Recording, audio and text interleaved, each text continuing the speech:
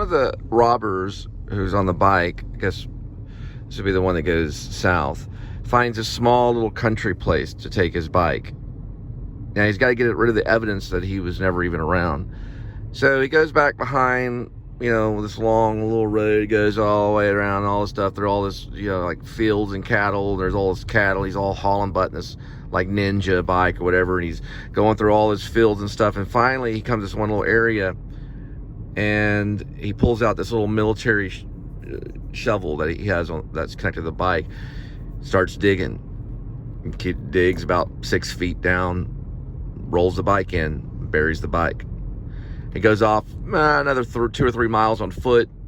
He got on his backpack, and his backpack's a little pop tent, little miniature military pop tent. These guys are all in like military gear. Pops the pop tent out,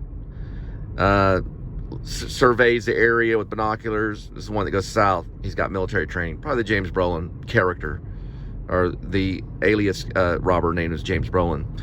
And he gets everything, ready and all that stuff. Gets it camped out, and that's the end of that scene, right? They don't fight him yet. See, they do have to shoot down one of the they do have to shoot down one of the helicopters with the surface-to-air missiles. The helicopter gets shot down.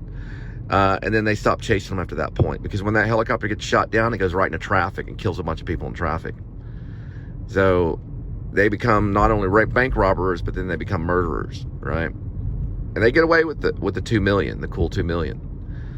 So anyway, you all see each place where they go. One goes south, one goes north, one goes east, one goes west, right? And they all find different areas. One may camp in a desert region in Arizona. But the thing is they all go to different areas, right? We don't really know exactly where they end up, but we see kind of where they end up. And that's kind of the end of the ultimate climax, the movie starts in almost like a climax.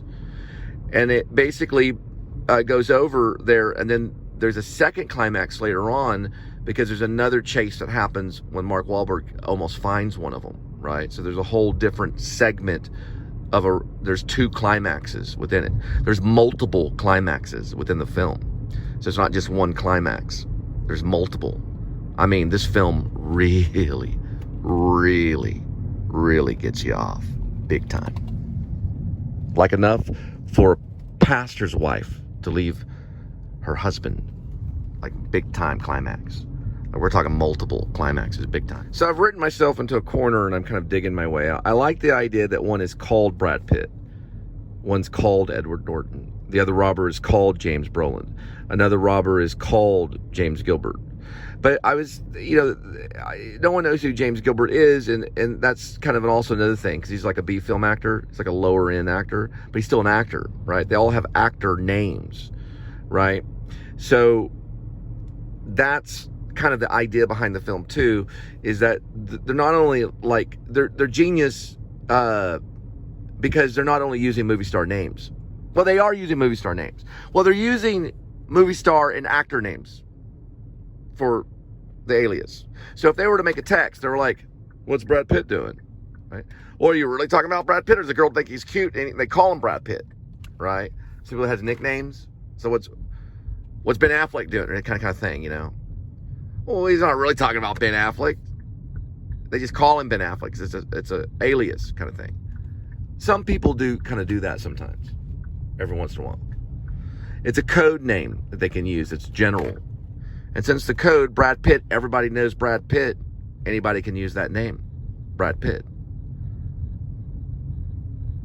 It's not going to compute in a main system. It's not, he's so popular and the name is used so much, it's a good code name. This guy's really named Brad Pitt, kind of thing. Look at this right here. It's pretty funny. Someone lost their flip-flop.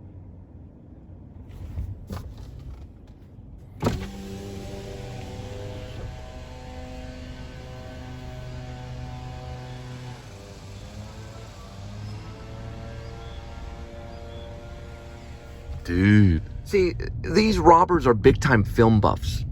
They love film. And actors like James Brolin and Brad Pitt and Edward Norton and, B-film actor James Gilbert. These are like a group of of robbers that are big time film buffs, right? Well, no one knows who one of the actors is, right? But still, they use his name because they know. That's how big time actors they are. Well, they're not actors, they're more like film buffs. So they know all this stuff about film and media, so they can talk in that kind of code. They can talk in a secret code online to each other that it's only through movies. You know, they might talk about